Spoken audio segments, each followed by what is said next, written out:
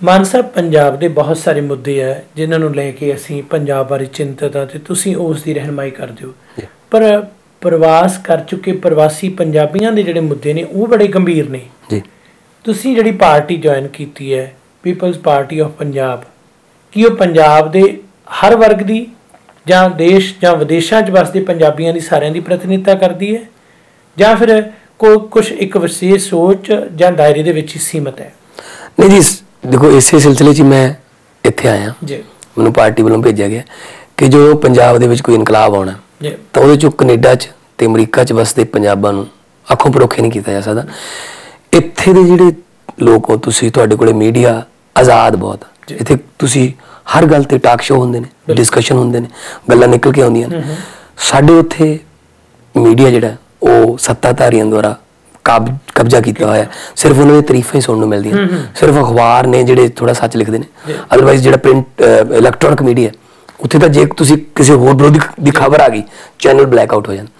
सो बिल्कुल ते हुण तुहाडे मैनूं लगदा घटना होई भी सी कुछ एक ਜਿਹੜੀਆਂ कि ਜਦੋਂ ਖਬਰਾਂ ਆਉਂਦੀਆਂ ਸੀ ਚੰਡੀਗੜ੍ਹ ਤੋਂ ਸਾਡੇ ਇੱਕ ਪੱਤਰਕਾਰ ਨੇ ਸੰਧੂ ਸਾਹਿਬ, ਮੈਨੂੰ ਲੱਗਦਾ ਉਹਨਾਂ ਨੇ कमल संधू जी ने खास तौर पर प्रेस कॉन्फ्रेंस की थी कि जे तुसीं दी खबर कोई आउंदी है तां हाँ जी ਤੁਸੀਂ ਚੈਨਲ ਹੀ ਜਿਹੜਾ ਕੇਬਲ ਟੀਵੀਆਂ ਤੇ ਕਬਜ਼ੇ ਹੋਏ ਨੇ ਔਰ ਬਿਲਕੁਲ ਜਿਵੇਂ ਐਮਰਜੈਂਸੀ ਵਾਲੇ ਹਾਲਾਤ ਨੇ, ਉਹੀ ਪਾਰਟੀ ਜਿਹਨੇ ਐਮਰਜੈਂਸੀ ਦਾ ਵਿਰੋਧ ਕੀਤਾ ਸੀ ਉਹ ਖੁਦ ਐਮਰਜੈਂਸੀ, ਉਹਨੇ ਮੀਡੀਆ ਐਮਰਜੈਂਸੀ ਲਾਈ ਹੋਈ ਹੈ ਜਿਹੜੀ ਪੰਜਾਬ ਦੇ ਵਿੱਚ।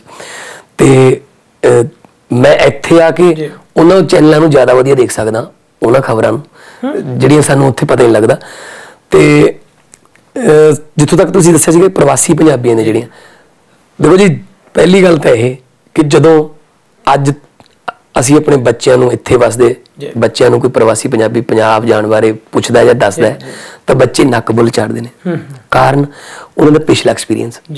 ਗੱਲ ਗੱਲ ਤੇ ਬੇਇੱਜ਼ਤੀਆਂ ਹੁੰਦੀਆਂ ਨੇ, ਗੱਲ ਗੱਲ ਤੇ ਧੱਕੇ ਹੁੰਦੇ ਨੇ, ਕੋਈ ਉੱਥੇ ਸਿਸਟਮ ਨਹੀਂ, ਕੋਈ ਟ੍ਰੈਫਿਕ ਦਾ ਸਿਸਟਮ ਨਹੀਂ, ਕੋਈ ਉੱਥੇ ਤੁਹਾਡੇ ਨਾਲ ਕੋਈ ਕਚਹਿਰੀਆਂ 'ਚ ਕੋਈ ਕੰਮ ਹੈ ਤਾਂ ਉਹਨੂੰ ਪਤਾ ਹੁੰਦਾ ਪ੍ਰਵਾਸੀ ਨੇ ਮਹੀਨੇ ਤੋਂ ਬਾਅਦ ਇਹਨਾਂ ਕੋਲ ਟਿਕਟ ਹੈ ਨਹੀਂ, ਇਸ ਕਰਕੇ ਇਹਨਾਂ ਨੂੰ ਜੇ 2 ਦਿਨ ਲਟਕਾਓਗੇ ਤਾਂ ਰੇਟ ਵੱਧ ਸਕਦੇ ਨੇ। ਸੋ ਮਤਲਬ ਸਿਸਟਮ ਦੇ ਤੰਗ ਕੀਤੇ ਹੋਏ ਇੱਥੇ ਆਏ ਆ, ਬੜੇ ਵੱਡੇ ਵੱਡੇ ਦਿਮਾਗ, ਬ੍ਰੇਨ ਡਰੇਨ ਸਾਡਾ ਹੋ ਗਿਆ, ਵਧੀਆ ਦਿਮਾਗ ਪੜ੍ਹ ਲਿਖ ਕੇ ਇੱਧਰ ਆ ਜਾਂਦੇ ਨੇ ਕਿਉਂਕਿ ਇੱਥੇ ਵੈਲਿਊ ਹੈ ਟੈਲੈਂਟ ਦੀ।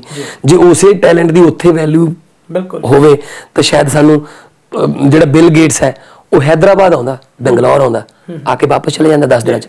ਉਹ ਅੰਮ੍ਰਿਤਸਰ ਕਿਉਂ ਨਹੀਂ ਉਤਰਦਾ, ਉਹ ਦਿੱਲੀ ਕਿਉਂ ਨਹੀਂ ਆਉਂਦਾ? ਕਿਉਂਕਿ ਸਾਡੇ ਸਿਆਸਤਦਾਨਾਂ ਨੂੰ ਇਹ ਗਿਆਨ ਹੀ ਨਹੀਂ ਕਿ ਬਿਲ ਗੇਟਸ ਨੂੰ ਅਸੀਂ ਜੇ ਪਨੀਰੀ ਦੇ ਦਈਏ, ਇੰਨਾ ਵਧੀਆ ਪੜ੍ਹਾ ਦਈਏ ਸਾਡੇ ਮੁੰਡਿਆਂ ਨੂੰ ਕਿ ਬਿਲ ਗੇਟਸ ਨੂੰ ਇੱਥੋਂ ਲੈ ਕੇ ਜਾਣਾ ਪਵੇ ਉਹਨਾਂ ਨੂੰ, ਤਾਂ ਬਜਾਏ ਉਸਦੇ ਉਹ ਕਹਿੰਦੇ ਜੀ ਬਸ ਅਸੀਂ ਤੁਹਾਨੂੰ ਗਲੀਆਂ ਦੇਤੀਆਂ, ਅਸੀਂ ਨਾਲੀਆਂ ਬਣਾਤੀਆਂ, ਅਸੀਂ ਹੁਣ ਓਵਰਬ੍ਰਿਜ ਬਣਾਤੇ, ਹੁਣ ਤੁਸੀਂ ਤਾੜੀਆਂ ਮਾਰੋ, ਤੁਸੀਂ ਭੰਗੜੇ ਪਾਇਆ ਕਰੋ, ਬਠਿੰਡੇ ਤੋਂ ਦਿੱਲੀ ਨੂੰ ਜਹਾਜ਼ ਚੱਲ ਪੈਣਗੇ।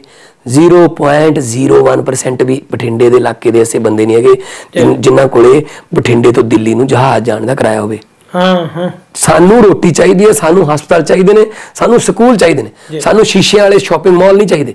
ਕੈਂਸਰ ਤੇ ਆਇਓਡੈਕਸ ਲਾਈ ਜਾ ਰਹੀ ਹੈ।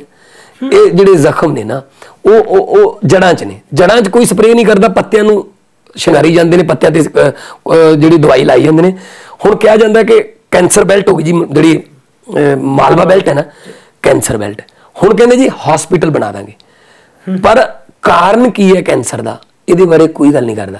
ਕਾਰਨ ਹੈ ਜੀ ਸਾਡੇ ਦਰਿਆ ਜਿਨ੍ਹਾਂ ਦੇ ਵਿੱਚ ਫੈਕਟਰੀਆਂ ਦਾ ਦੂਸ਼ਿਤ ਪਾਣੀ ਪੈਂਦਾ, ਉਹ ਸਾਰਾ ਜਿਹੜਾ ਪਾਣੀ ਦੀਆਂ ਪੱਤਲਾਂ ਜਿਹੜੀਆਂ ਨੇ ਥੱਲੇ ਮਿਲ ਗਈਆਂ, ਜਾਂ ਕਾਰਨ ਨੇ ਜੀ ਝੋਨੇ ਤੇ ਨਰਮੇ ਤੇ ਹੁੰਦੀਆਂ ਸਪਰੇਆਂ।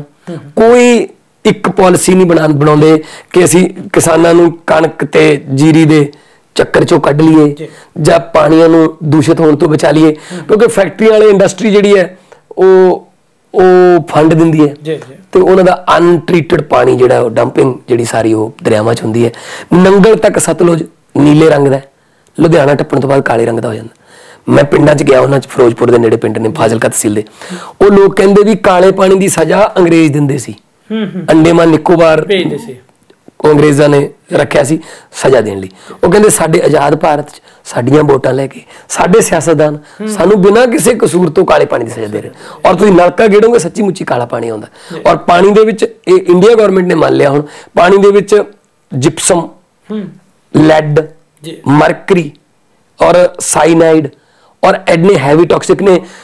6-7 ਸਾਲ ਦੇ ਬੱਚਿਆਂ ਦੇ ਬਾਲ ਚਿੱਟੇ ਨੇ, ਦੰਦਾਂ ਦੀਆਂ, ਚਮੜੀ ਦੀਆਂ, ਕਾਲਾ ਪੀਲੀਆ, ਫੇਫੜਿਆਂ ਦੀਆਂ ਬਿਮਾਰੀਆਂ, ਅੰਨੇ ਹੋ ਰਹੇ ਨੇ ਬੱਚੇ, ਜੰਮਦੀ ਅਪਾਹਜ ਹੋਈ ਜਾਂਦੇ ਨੇ, ਜਿੱਥੇ ਖਿਡੌਣਿਆਂ ਤੋਂ ਜ਼ਿਆਦਾ ਚਿੰਤਾ ਵੀਲ ਚੇਅਰ ਦੀ ਹੈ। ਸੋ ਇਹ ਸਾਡਾ ਪੰਜਾਬ ਜਿਹੜਾ ਰੰਗਲਾ ਪੰਜਾਬ, ਉਹ ਗੰਦਲਾ ਪੰਜਾਬ ਬਣ ਗਿਆ। ਕਾਰਨ ਇਹਨਾਂ ਨੇ ਸਾਡੇ ਸਿਆਸਤਦਾਨਾਂ ਨੇ 64 ਸਾਲ ਹੋ ਗਏ ਸਾਨੂੰ 5-5 ਸਾਲ ਦੀਆਂ ਗੁਲਾਮੀ ਦੀਆਂ ਕਿਸ਼ਤਾਂ ਦਿੱਤੀਆਂ ਨੇ। ਜਿਹੜੇ ਅੰਗਰੇਜ਼ ਸੀ ਉਹ 200 ਸਾਲ ਇਕੱਠੇ ਸਾਡੇ ਤੇ ਰਾਜ ਕਰ ਗਏ, ਇਹ ਹੁਣ 5-5 ਸਾਲ ਦੀਆਂ ਗੁਲਾਮੀ ਦੀਆਂ ਕਿਸ਼ਤਾਂ ਨੇ।